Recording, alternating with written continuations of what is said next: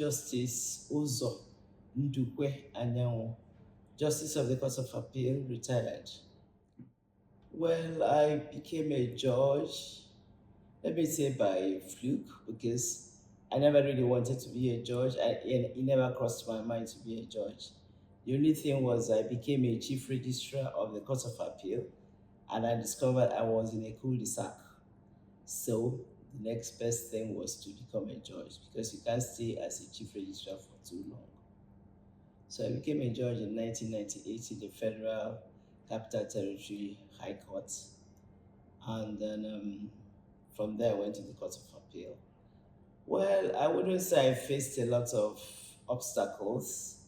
Coming from where I'm coming from, the girl child goes to school, she is allowed to get to her full potential, depending on wherever the person is.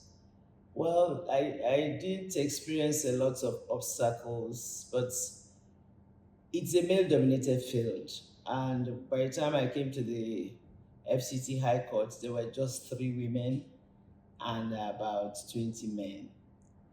Well, like I said before, I don't see I just see myself as a colleague to the men folk. I don't see myself as a female. I see myself as a colleague. So it has always been not too difficult to cope with, in the judicial system. But it's a fierce battle moving from one court to the other court because they expect you to have put in your best. As of the time, it's your hard work that should speak for you. And I told myself that for me to make any progress in life, I should work harder than my male colleagues, because I knew that's the only thing that can push me forward and push me forward. So I try to do my best at any point in time.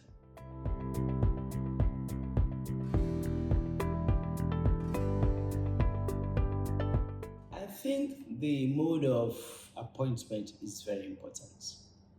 It's important in the way that you must put out something, a criteria that will make you take the best out of the pool.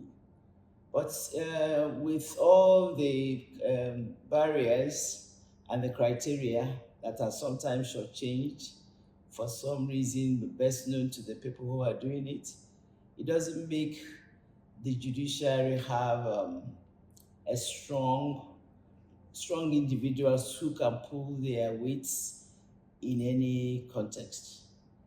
I look at the mode of appointment as being a little bit lacking integrity and things like that.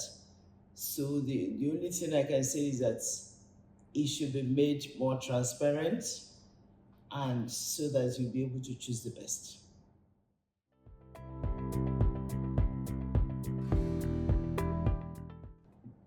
Yes, women are getting to the bench younger now, so they normally have younger children with them. As of I came to the bench at 45, and at that time, my last child, was going to the secondary school, something like you call the high school, the junior high. So I just pushed her into the boarding house. Then our boarding houses were good, so I just put her in the boarding house. I visit her once a month, and that gave me enough time for myself. But now, like there's a young girl who just came, and she was just appointed. She's just 34. Obviously, she's still in childbearing age. She'll have little children around her, so the balancing act might be a lot more difficult for her because she has to do school run, she has to get her children ready, for school, do their homework with them in the evening, tuck them to bed before she starts her night walk. But for an older woman, she just rests. After work, she rests, gets up, and nobody really to tend for except the husband is an adult, so you can, his needs might not be so much. Not that they don't have their own needs, and But so that is the only place I think is handicapping, but they can do have a balance. It can be challenging, but I feel since women are more good at multitasking, I believe that most young ladies will be able to cope with it and make sure they make a success of their career at it.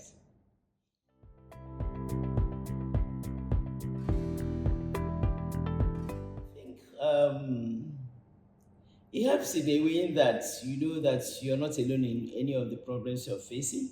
You are not alone, and the association gives you room to rub minds with other judges, see how they're coping with their own problems, and you forge ahead.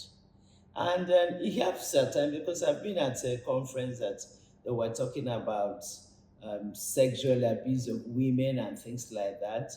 And a male participant said that what he knew now, that he was, if he had known it a long time ago, that there were so many cases he would have thought differently and done differently. Because he talked about a woman who said she was raped, and then they asked her the question, what happened? She said that the man used her like her husband. You know, in a pure African society, we understand it. But the judge, if you say the man used you like your husband, it means it was okay. So, but when you come across all these things in a conference, it was spelled out, and he now knew that what the woman meant was that she was used definitely, but not really like her husband, but forcefully like her husband. That means she had the man forced her to have sexual intercourse with her. That was what she meant. But the male colleague, because of the conference, now saw what it really meant. It was still an abuse. But as of that time, he didn't think it was an abuse.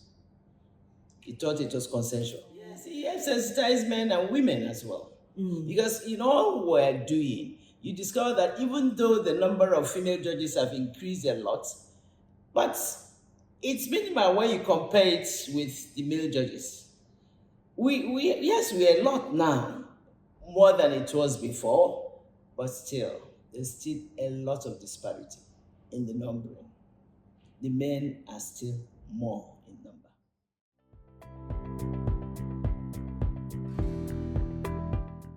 In the south, the girl child goes to school a lot.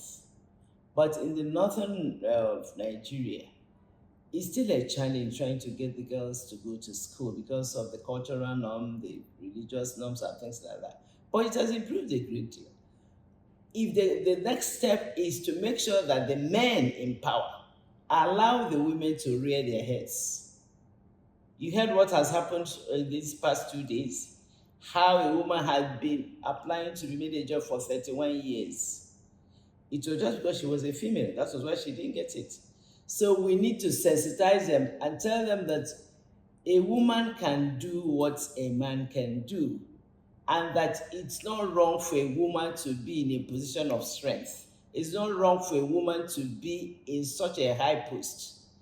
It makes the whole culture balanced. If you see more women, most people want to see more women on the bench. Most people want to see, but you see, we still have our cultural challenges and things like that. That's the only thing. But we'll still forge ahead. We'll forge ahead, and it's by this type of sensitization we've called the male judges, chief judges. They now understand our plight, and we hope that they'll be able to allow the women to come in.